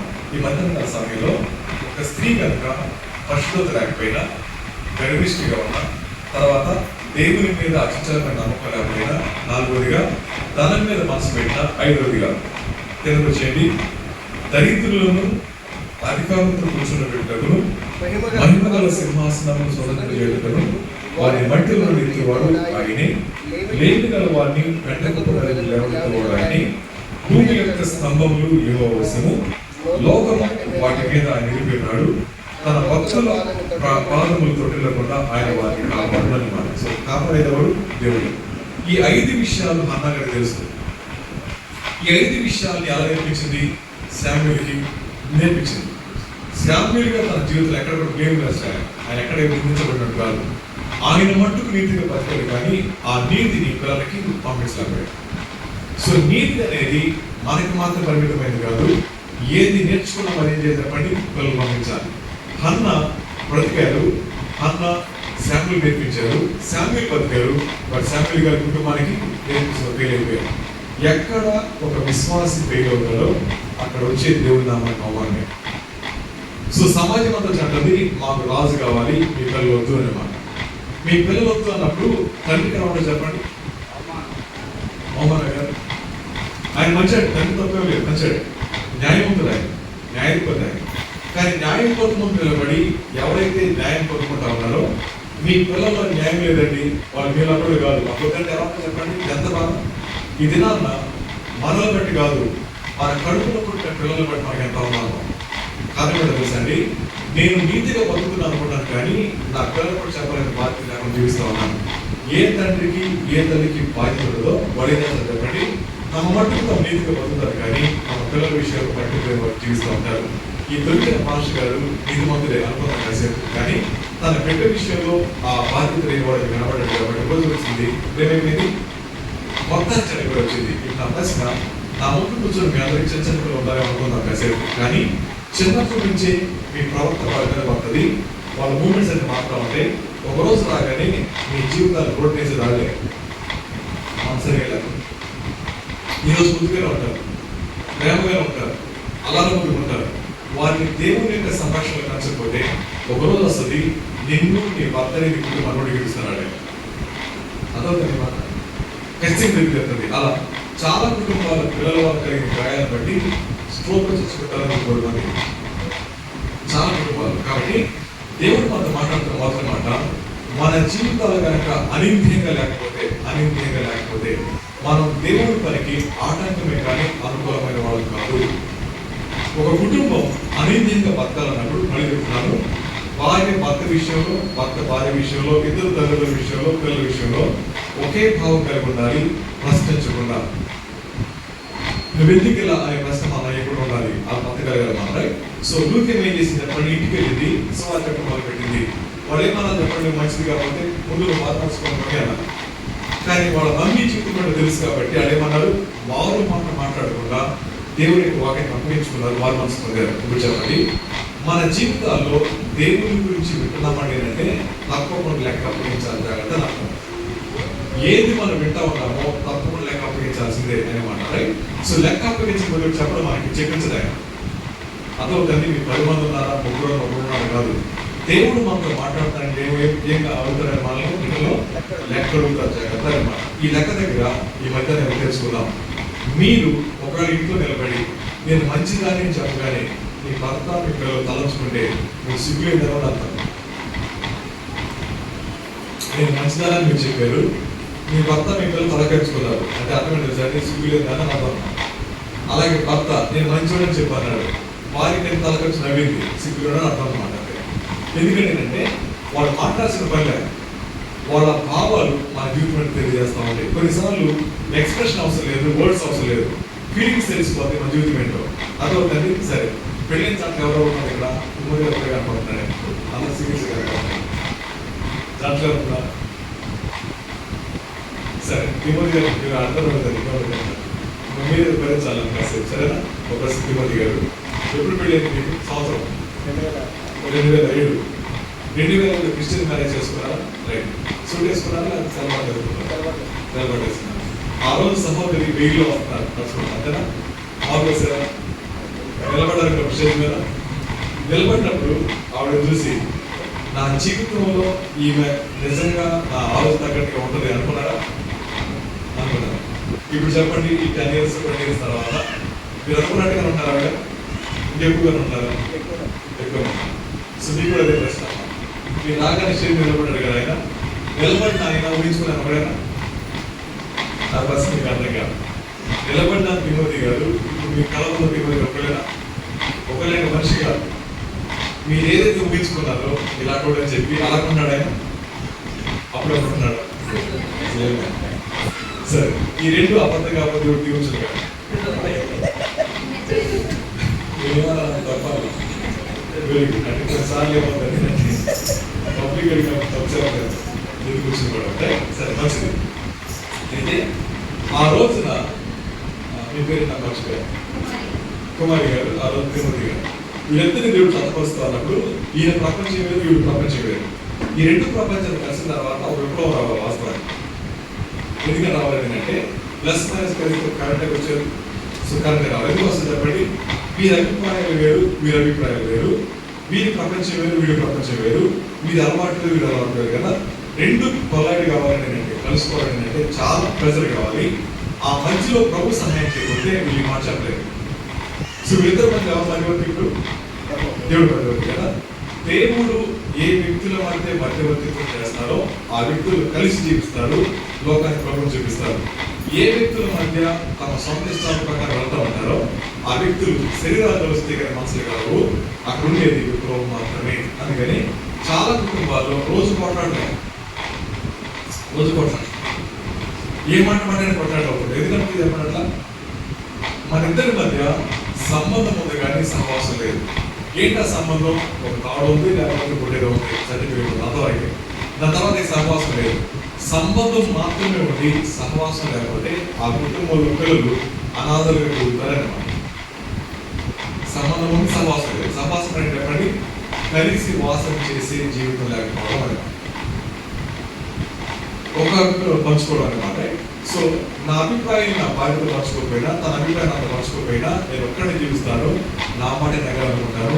అలా ఎవరైతే తమ మాట నెగ్గాలనుకుంటారో వారి కుటుంబాన్ని పిల్లలతో సహా పాడేస్తున్నారు, పిల్లలతో సహా పాడు చేస్తా ఉన్నారు. గుర్తుపెట్టుకోండి, శామ్యూల్ గారు న్యాయవంతుడిగా న్యాయం బట్టి పనిచేస్తా ఉన్నాడు, బట్ కుటుంబాన్ని మాత్రం పట్టించుకోవచ్చు.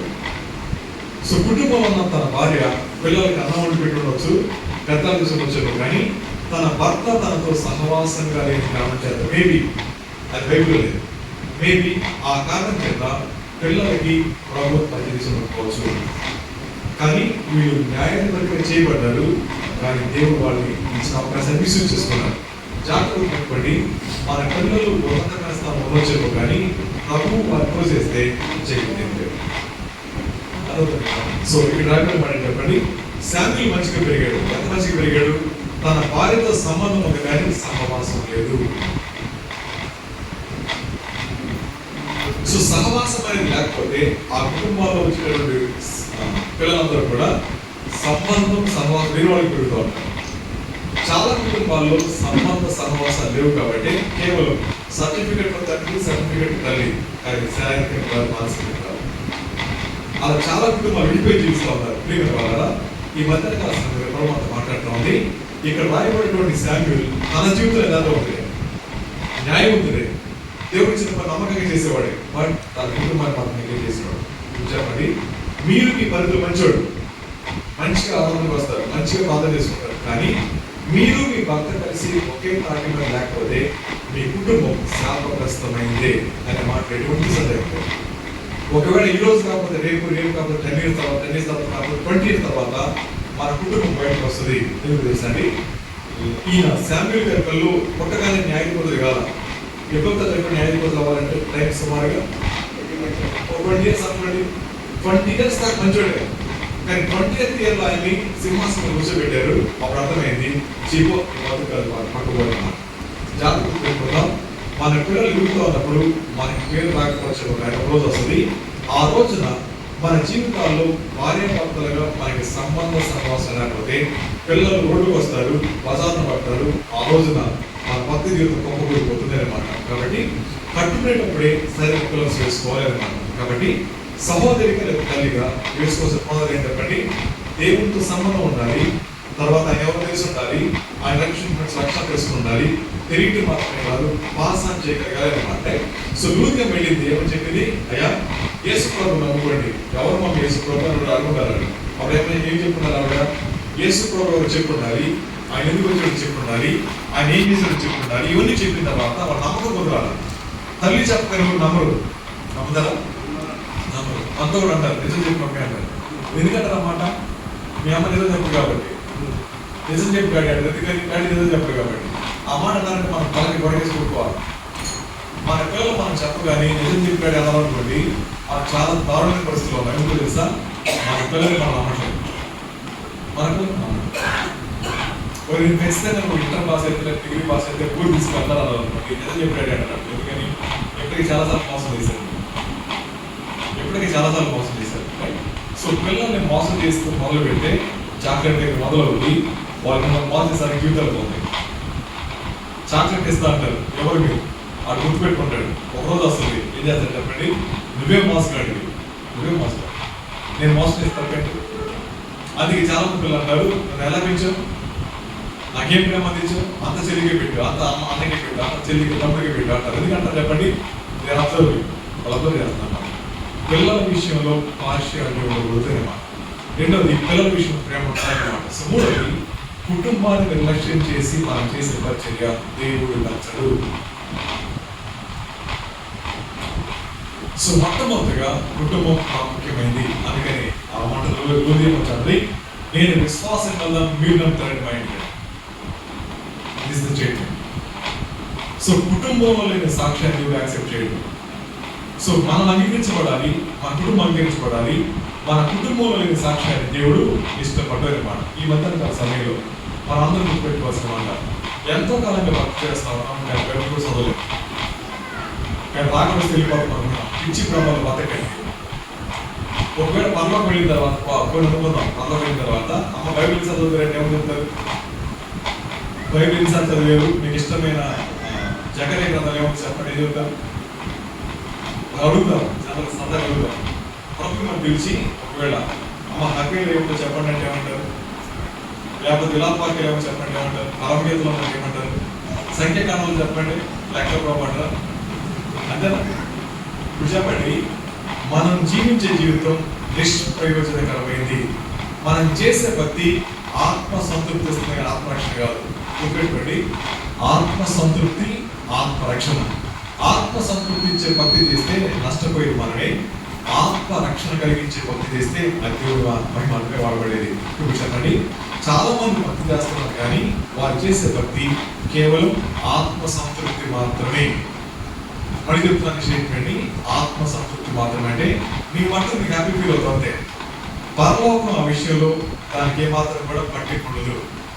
ఎవరైతే ఆత్మరక్షణ కోసం భక్తి చేస్తారో అది మాత్రం స్థిరపడుతుంది అన్నమాట. అంటే నేను విశ్వాసాన్ని నమ్మితే మైండ్కి రా. ఏం చేసినావు చెప్పండి, ఆత్మ సంతృప్తి చెందల, ఇంటికెళ్ళి ఆత్మ రక్షణ కోసం పనిచేసింది. మన జీవితంలో ఆత్మల రక్షణ కోసం పనిచేయకపోతే మనం నిందించబడే వాళ్ళమే. సో మొట్టమొదటి మన కుటుంబంలో మన పిల్లల తర్వాత మన అత్తమావులు, తోబుట్టులు, బంధుమిత్రులు, ఎవరికి ప్రభు తెలియదు వాళ్ళకి ప్రభువు పరిచయం చేయాల్సిందే. దేవుడు కార్యం చేస్తారు, పరిచయం చేస్తే 10 మంది. అందుకని దేవుడు మనతో మాట్లాడుతుంది. చివరి దినాల్లో ఉన్న మనం ఆత్మ సంతృప్తిగా కావాల్సింది ఆత్మ రక్షణ కోసం పనిచేయాలి. సో లూదియం చేసిన పని తెలుసండి, ఆత్మ సంతృప్తి కోసం పనిచేయాలి. ఏం చేసింది? ఆత్మ రక్షణ కోసం పనిచేసింది. తను తన ఇంటి వాళ్ళందరూ కూడా రక్షించబడ్డారు. ప్రియమైన ప్రభు చెయ్యమ్మ, మనం చేసే భక్తిని దేవుడు యాక్సెప్ట్ చేయడం లేదు. మళ్ళీ చెప్తున్నా, మనం చేసే భక్తిని దేవుడు యాక్సెప్ట్ చేయట్లేదు. మిమ్మల్ని యాక్సెప్ట్ చేయడం అనుకోలేదు మీరు చేసే భక్తిని. ఎందుకంటే సువార్తకు స్పందించిన వాడు సువార్తను అందిస్తాడు. సువార్తకు స్పందించి సువార్తను అందించకపోతే వాడికి సువార్త అందలేదు, నిజమైన సువార్త అందలేదు. సువార్తకు స్పందించాలి. తర్వాత చెప్పండి, సువార్త అందించింది. వచ్చిన మాట చెప్తాను. సమరయ స్త్రీ ఈ టైంలో బావి దగ్గరికి వచ్చింది. ఒక అరగంట డిస్కషన్ పెట్టుకుని అంతే. సాయంత్రానికి ఏమైనా దృష్టి అయిపోయింది ఆవిడ. సాయంత్రానికి ఎంతమంది చెప్పిన సువార్త ఒక ఊరికి చెప్పింది. అయిపోయిందా? వెంటనే జరిగిందా? టైం తీసుకుందా? వెంటనే జరిగింది. తర్వాత మాట చెప్తాను. ఒక అరగంట మీటింగ్ అలా జరిగింది. రెండో మాట, ఒక దెయ్యం పెట్టినాడు. ప్రభుత్వం కలుసుకున్నాడు. కాసేపు మాట్లాడుకున్నారు, అయిపోయింది. ఎన్నూరు పాస్టర్ అయ్యాడు, 10 పాస్టర్ అయ్యాడు. లేకపోతే 10 cities, 10 cities పాస్టర్ అయ్యాడు. ఒక దెయ్యం పట్టినాడు 10 cities పాస్టర్ అయితే, ఒక సమరయ స్త్రీ పాడైపోయిన ఆవిడే గ్రామానికి సువార్త. వీళ్ళ మంచోడు కనీసం ఇంట్లో చెప్పాలి. కనీసం అంతకంటే దాని పరిస్థితి మంది ఆమె ఊళ్ళో మొహమ్మద్ నసీర్ కూడా వెళ్ళాడు. ఆవిడ ఎక్కడ మధ్యాహ్నం పడుతుంది. ఈ డిస్కషన్ ఆయన అన్నాడు, ఒక సమరయ స్త్రీకి ప్రభు పరిచయం అయితే దాచుకోలేకపోతే మరి మీరు ఎందుకు దాచుకుంటారు? దాచుకునేవాడు దోచుకునేవాడు మాత్రమే. దేవుని దగ్గర అంటే కావాలి, దీవులు కావాలి. దేవుడిని దాచుకుని మనం ఏం చేస్తాను చెప్పండి, దోచుకోలేక దేవుడు మంచి పెట్టాలి. అటువంటి ప్రభు అన్నాడు, దేవుడు లోకాన్ని ప్రేమించాడు, తన కుమారుని ఇచ్చాడు కదా, మీరే ఇస్తారు దేవుడికి. అవి లేకపోతే కనుక తప్పనలో లేదండి. దాని కాదని అనేది దానికంటే విలువైంది ఆత్మరక్షణ. అది నా కుటుంబంలో భర్త అవ్వచ్చు, భార్య అవ్వచ్చు, పిల్లలు అవ్వచ్చు, అత్మ అవ్వచ్చు. దేవుడు మిమ్మల్ని ఏ కుటుంబంలో పెట్టాడో, ఏ వీధిలో పెట్టాడో, ఏ ఇంటి పక్కన పెట్టాడో ఆ మనుషులకి ప్రభువును పరిచయం చేయకపోతే మనకంటే దౌర్భాగ్యం ఎవరు ఉంటాడు? కాబట్టి జాగ్రత్త. దేవుడు తనకు అందించినటువంటి మహిమను దాచుకోలేదు, మనకు పంచించాడు. మనం పొందుకున్న మనం దాచిపెట్టి పంచిపెట్టాలి. అలా లూది ఏం చేసి చెప్పండి, మన కుటుంబాన్ని పంచిపెట్టింది. సభాషణ తీసుకోండి. చెవులు ఆయన దగ్గరికి వెళ్తారు. చూడండి, చదువుదాం. అపోస్తల కార్యాల గ్రంథం వాళ్ళ అద్భుతం ఉంది ఆ విషయాన్ని. అప్పుడు వెళ్ళి ఆయన పిలిచినప్పుడు ఇప్పుడు చూద్దాం. 26వ అధ్యాయం, సరే 16వ అధ్యాయం, అపోస్తలుల కార్యాలు 16వ అధ్యాయం చివరి వచ్చింది 40. వారు చెరసాలలో నుండి వెలుపలికి వచ్చి లూదియా ఇంటికి వెళ్ళి అక్కడ నుండి సభలను చూచి ఆదరించి బయలుదేరి వెళ్ళిపోయారు. ఎక్కడి నుంచి వెళ్ళారు? జైలు నుంచి లూదియా దగ్గరికి వెళ్ళారు. ఏమన్నా ఆవిడ, నేను విశ్వాసాన్ని మైండెడ్ పాస్ గారు. ఎప్పుడు వెళ్ళాడు ఆయన? పిలిచినప్పుడల్లా శ్రమలో ఉన్నాడు, సాక్షిగా నిలబడ్డాడు, సౌలు దాకా వెళ్ళాడు, తిరిగి నిలబడ్డాడు, బయటకు వచ్చి అన్నాడు అమ్మ మీటికి వస్తాను. వచ్చినప్పుడు ఎవరున్నారు అక్కడ? 10 సహోదరులు ఉన్నారు. ఏం చేస్తుంది లూదియమ్మ? కుటుంబానికి మాత్రమే కాదు, కొన్ని వ్యక్తులకి ఆదరిస్తా ఉన్నారు. అతను కుటుంబానికి మాత్రమే కాదు, ఎవరున్నారు అక్కడ? 10 సహోదరులను చూసి ఆదరించాడు. అంటే జైల్లో ఉన్నటువంటి పౌరులు ఏడుస్తున్నారు అక్కడ. మన తెలియదు. లూదియమ్మ కుటుంబం ఓపెన్ హోమ్ అంటే చెప్పడమా, వాళ్ళు చాలా మంది స్వీకరిస్తారు, వాళ్ళకి అతిథి ఇస్తారు, సేవ చేస్తారు. ఆ కుటుంబాలు లేవు ఈ రోజున, స్వాతంత్ర కుటుంబాలు లేని. సో లూదియమ్మ విశ్వాసం మాత్రమే కాదు, లూదియమ్మ తన గృహాన్ని దేవుడికి ఓపెన్ చేసింది, తన హృదయాన్ని దేవుడికి ఓపెన్ చేసింది, తన లోపల ఉన్న ప్రాంతాలను కూడా దేవుడికి ఓపెన్ చేసింది. వారంటది చాలా మంది చేర్చుకుంది, ఆదరించింది. ఆదరించబడిన మాటలతోనే కాదు, అది ఆహారం పెట్టుకుని వచ్చేమో, మొదలు వచ్చేమో, ఎందుకంటే పౌరులు వచ్చేటటువంటి దెబ్బలు వచ్చాడు ఆయన. అలాంటి పరిస్థితులు మనం గుర్తుపెట్టుకోవాలి. మీ ఆత్మీయ జీవితంలో దేవుడు మీకు ఏం చేశారు నాకు చెప్పొద్దు, చాలా చేశాడు కదా చెప్పొద్దు. మీరు దేవుడి కోసం ఏం చేశారు? మనం దేవుడి కోసం ఏం చేయకపోతే మనం నిందింపబడే వాళ్ళమే. మీరు నిద్రావస్థలకు వెళ్ళిపోతున్నారు, అందులో దేవుడు వందనాలు. మీకు ఎప్పుడు కొనసాగించారు సరిపోతున్నామా? నేను ఈ మధ్యకాలంలో జనాలుగా నిద్రపోయిన 3 గంటలు 2 గంటలు రాత్రి 2 hours పడుకుంటున్నాను, maximum 2 or 3 hours. So remaining time అంతా నేను డ్రైవింగ్లో ఉంటున్నాను. నా కళ్ళు మీకు అర్థమై ఉండాలా, బాగా నొప్పులు చేస్తాను. మీరే తగ్గడం చెప్పండి. కాబట్టి నేను ముగిస్తున్నాను. ముగించిన ఒక ప్రశ్న ఉంటున్నాను. అమ్మా, దేవుడు మిమ్మల్ని కలుసుకునే సంవత్సరాలు అయింది కదా, ఇప్పుడు చచ్చిపోతే మీరు ప్రభుడికి ప్రశ్న తెలుసా? నాకేమి ఇచ్చావమ్మా కాదు, నేను నీకు ఇచ్చిన వాటి ఏం చేసావు? నీకు ఆయుష్ ఇచ్చాను, నా ప్రేమను పెంచాను, నన్ను ఎందుకు పంచలేదు? ఆయుష్ ఇచ్చాను, ప్రేమను పెంచాను, నాకు ఎందుకు పంచలేదు? రెండో మాట, నీ కుటుంబంలోని నీ భర్తకి మారు మనసు పొందలేదు, నీ తల్లి మారు మనసు పొందలేదు, నీ చెల్లి మారు మనసు పొందలేదు, నీ కూతురు మారు మనసు పొందలేదు. ఎవరు చెప్తే సువార్త? రెండో మాట, నీ చేతిలో గ్రంథాలు పెట్టాను, ఒకసారి చదివేవా? లేదు ప్రభు చదువు వస్తానంటారా? అంతేనా? లేదు కదా. చివరికి మాట చెప్పిన ముగిస్తాను, తర్వాత సాయంత్రం కంటిన్యూ చేస్తాను. మధ్యాహ్నం పండుగ సాయంత్రం మంచిగా రండి, ఫ్రెష్గా రండి, సాయంత్రం పోకండి, దయచేసి పోకండి. నేను పడుకుంటాను, సాయంత్రం రండి, ఫోకస్ ఉంటాను. ఆయన పేరు డాక్టర్ ప్రదీప్ రాజ్, ప్రదీప్ క్రిస్టీ ప్రదీప్. ఆయన వయసు 41 మంచి డాక్టర్. అయినా మెడికోస్ మధ్య పరిచయం చేస్తాం. ఒకటే తన డాక్టర్ డాక్టర్ రమ్య నా బాగా పరిచయం. వాళ్ళ కూతురు దగ్గర పిల్లలు, ఆ చిన్న పెద్ద పాప ఏమో 11 years, చిన్న పాప 4 సంవత్సరాలు. ఈ 11 years పాపకి 3 years ఉన్నప్పటి నుంచి నేను వాకింగ్ వినేది. అక్కడ విని ఒక చిన్న ప్రాంతం క్వశ్చన్ రాసుకొచ్చేది. నా వాక్యం ఏం బాగా వచ్చిన ఒళ్ళోకి వచ్చింది, అప్పుడు ఈ క్వశ్చన్ ఆన్సర్ చెప్పండి, ఈ క్వశ్చన్ ఆన్సర్ చెప్పండి. తన 3 years అప్పుడు 11 years పాపకి. అప్పుడు అడిగిన ప్రశ్న ఆదాం గురించి అడిగేది, నోవా గురించి అడిగేది, తర్వాత యేసు గురించి అడిగేది. ఆ ప్రశ్న సమాధానం ఉండేది కాదు. ఆ ఇంగ్లీష్లో అడిగేది, పైకి వచ్చిపోయింది. ఆ చిన్న పాప 3 years అప్పుడు. ఆ పాప వాళ్ళు పెరుగుతూ ఉన్నారు, వాళ్ళు వేలు ట్రాన్స్ఫర్ అయ్యారు. మొన్న ఆదివారం ఇలాగే ఆదివారం పెరుగంచుకోల ఊళ్ళో చర్చిలో వాకింగ్ చెప్పి విజయవాడ ఎదురు వెళ్తా ఉన్నాడు. విజయవాడ బైపాస్ రాగానే ఆయన జూమ్లో మాట్లాడుతున్నాడు. 8:30 వరకు జూమ్ కాల్లో ఉన్నాడు. 8:30కి జూమ్ కాల్ అయిపోయింది. డాక్టర్స్ మాట్లాడుతున్న వాక్యాన్ని 8:30కి అయిపోగానే రమ్య అంది కొంచెం బాబుకి స్నాక్స్ పెడతాం, వెనకాల బ్యాగ్లో టీ అన్నాను. రోడ్డు పక్కన పార్క్ చేశాడు, డిక్కీ తీశాడు, బ్యాగ్లో నుంచి బాక్స్ తీసి ఇచ్చాడు. డిక్కీ డిక్కీ వేసాడు, లారీ కొట్టింది, తలకి చేసిపోయాడు. వెంటనే ఒక 10 seconds ఉండి బతికాడు. 10 seconds టైం ఉండి బతికాడు. 10 seconds అలా డిక్కీ వేసాడు, కొట్టేసింది, తలకి ఒకటి బయటకు వచ్చింది, కింద పాఠంలో ఒకటి అయిపోయింది, కింద పడిపోయాడు. రమ్య తెలిసి చచ్చిపోయినట్టుగా కాసేపు జరుగుతుంది. తలుపు తీస్తుంది అంటే కారులో నుంచి. ఏంటంటే కారు కుట్టే రారేంటి, బయట రారేంటి, ఎక్కడ వస్తుంది, కింద పడిపోయాడు. సో కాబట్టి కింద దిగింది, చేయి అని చెప్పి పిలుచుకున్నాను. కొట్టింది లేదా సిపిఆర్ చేసింది, చచ్చిపోయాడు. అప్పటికి ఒక్కొక్క చచ్చిపోయాడు. సో తీసుకెళ్ళిపోయారు. తెల్లవారి డాక్టర్స్ హాస్పిటల్ తీసుకెళ్ళి మొహం ఆకారం లేదు, తోడు కింద దూరి పెట్టి ఒక మొహం ఆకారం ఇచ్చుకునేసారు. మొహం పెట్టారు. తను మర్యాద వచ్చిన తర్వాత తక్కువ మైక్ ఇచ్చారు.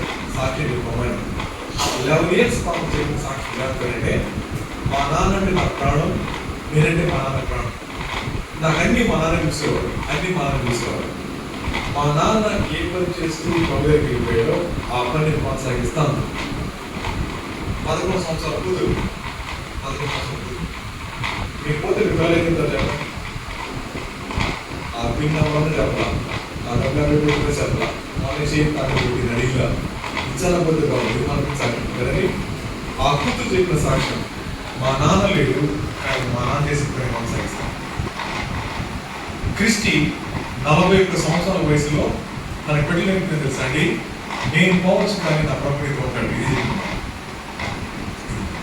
మన పిల్లలు నేర్పించాల్సిన ఉన్నాను కదా, ఎవరున్నాడని చెప్పాలి. ఎందుకంటే ఎప్పుడైనా వెళ్ళిపోవచ్చు మనం. ఒక వ్యక్తి ఇప్పుడు ఎగ్జిట్ అవుతుందో తెలియదు, మనకి ఇప్పుడు తెలియదు. అలాంటి సమయంలో మనం పోయేలో ఒక వాళ్ళకి పద్దెనిమిది ప్రభుని అలా చేయకపోతే మనకి అర్థమైంది. తర్వాత వాళ్ళకి 4 సంవత్సరాలు పుట్టాడు. ఎక్కడ వయసు తర్వాత పుట్టాడు కదా, 2 years కదా, అడిగంటే 2 years పడ్డాడు, వాడు పుట్టాడు.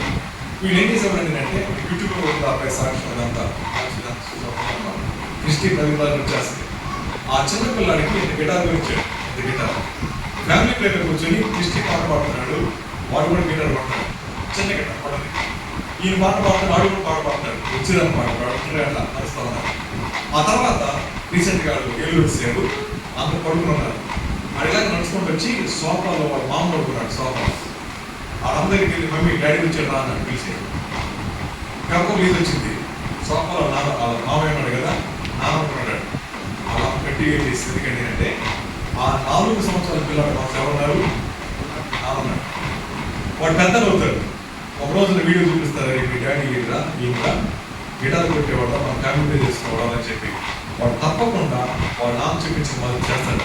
ఎందుకు తెలుసా అండి, దేవుడు వాడికి ముందుగా ప్రిపేర్ చేసి పెట్టాడు. ప్రిపేర్ వాళ్ళరా దేవుడు మనకి ఇచ్చిన పిల్లల్ని ప్రభు కోసం పెంచాలా. క్రిస్టి 41 సంవత్సరాల వయసు కూడా వెళ్ళిపోయాడు. నా ప్రశ్న, క్రిస్టి తాగుపోతా? క్రిస్టి ఏమన్నా భక్తాలు చేశాడా? లేదు. తన భార్య సాక్ష్యం తెలుసండి, తన భర్త ఒక్కసారి కూడా బ్యాక్ స్లైడ్ అవ్వలేదు విశ్వాస జీవితంలో. తన భార్య సాక్ష్యం, తన విశ్వాస జీవితంలో నా భర్త వెనకడుగు వేయలేదు అని సాక్ష్యం కలిగింది. కారణం తెలుసండి, నాకు ప్రభు తప్ప వేరే లోపం లేదు. అది చెప్పిన మాట, నా ప్రభు తప్ప వేరే లోపం లేదు.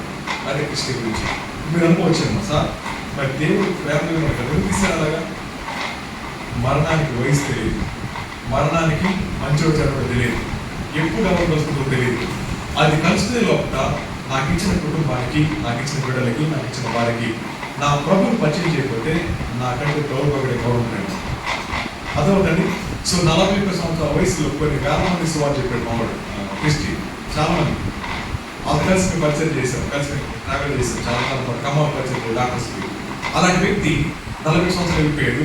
ఒక పౌదరిక శభాష్ క్రిస్టి, మీకు ఇచ్చిన పని అప్పగించారు, వెరీ గుడ్, వెళ్ళండి వచ్చేస్తానంటే. క్రిస్టికి రిగ్రెట్స్ లేవు, తన ప్రభుత్వం ఉన్నాడు, ప్రేమించిన ప్రభుత్వం ఉన్నాడు, నో ప్రాబ్లం. మనం ఒకసారి వెళ్ళాలి ఇక్కడికి. అయిన ప్రశ్న, క్రిస్టి గురించిన సాక్ష్యం ఎప్పుడు వెళ్ళిపోతున్నా, ఇప్పుడు వెళ్ళిపోతున్నా. చిన్న కూతురు తప్ప నా ఒళ్ళు కూర్చుని పెరిగిపోయి అప్పుడు తల్లి వెళ్ళాను. మా నాన్న చేసిన పని నేను కొనసాగిస్తాను. వాళ్ళ నాన్న తెలుసు, వాళ్ళ నాన్న చేసిన పని తెలుసు, అది ఎలా కొనసాగించాలో తెలుసు. అభివృద్ధికి సాక్ష్యం. ఇప్పుడు చెప్పండి, మనం ఏ సాక్ష్యం కలిగి జీవిస్తూ ఉన్నాం? శామ్యూల్ తన పిల్లలకి సాక్ష్యాన్ని కొనసాగలేకపోయాడు. సమూయేలు గారు జీవించాడు కానీ ఆయన చేయలేకపోయాడు. అలా అన్నాడు, నీ పిల్లలు నీళ్ళప్పుడు కాదండి, నీ పిల్లలు నీళ్ళప్పుడు కాదు. నేను సాక్ష్యం ఆయన మంచోడే. మన నీతి స్వనీతి కాకూడదు, నాతో ఆగిపోకూడదు. ఆ నీతి అందించబడాలి, అనేక మంది దీవించబడాలి. ఒక కృప దేవుడు మన దయచేద్దాం. తల వంచండి, కళ్ళు మూసుకోండి.